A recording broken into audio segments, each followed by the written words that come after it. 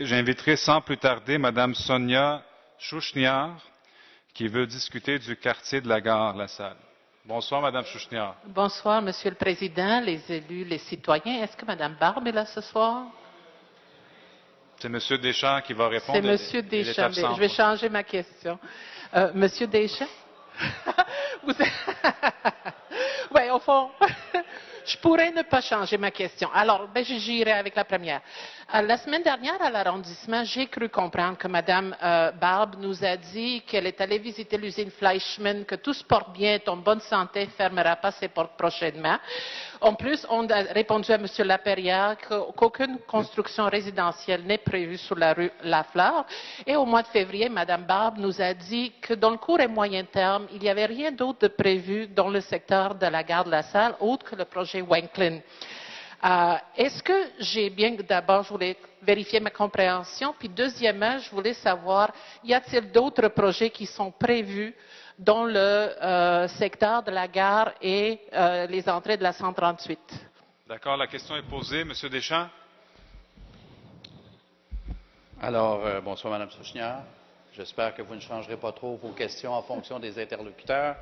Mais pour répondre sur le fond à ce que vous nous dites, votre compréhension est la bonne, c'est-à-dire que la Fleischmann nous apparaît une entreprise qui est en santé et qui va continuer ses opérations.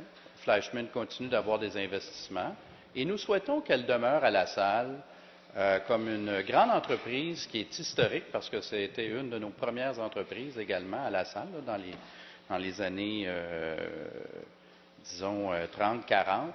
Et ça fait partie du tissu industriel de la Salle. Alors, on souhaite que ça reste. Maintenant, comme vous le savez, les multinationales peuvent toujours prendre des décisions de façon assez rapide.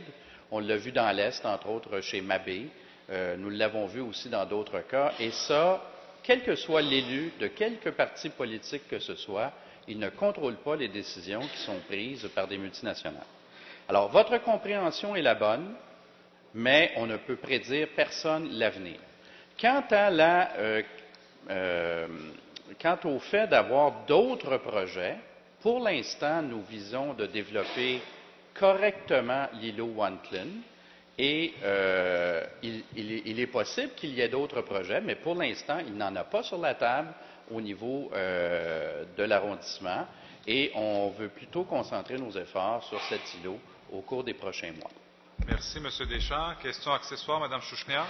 Oui, on nous a déjà parlé de 1400 unités résidentielles dans le quartier de la gare de la Salle si la Fleischmann fermait. Je voudrais savoir, j'ai ici un article paru dans la presse le 21 février dernier intitulé Vers l'avenir où on dit pour le quartier de la gare, environ 2000 logements pourrait y être construit au cours des prochaines années, révèle la mairesse Manon Barbe.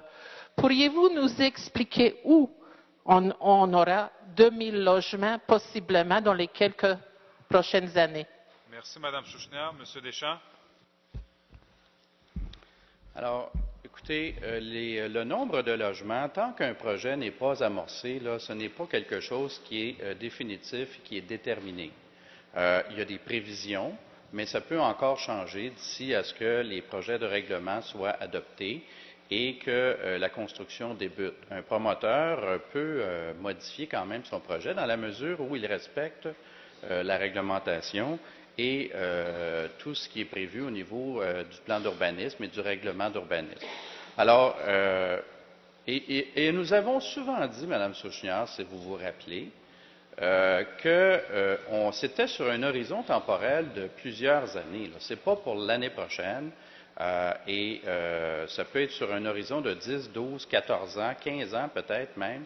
Donc, il y a beaucoup de choses qui peuvent se passer et c'est certain qu'on ne peut pas localiser tous les logements qui vont être construits dans les prochaines années. Mais il y a une vision de développement à la Salle et c'est une bonne chose parce que ça veut dire que la taxation municipale sera répartie sur un plus grand ensemble de citoyens et que nous pourrons conserver la taxation au plus bas possible en fonction des services rendus.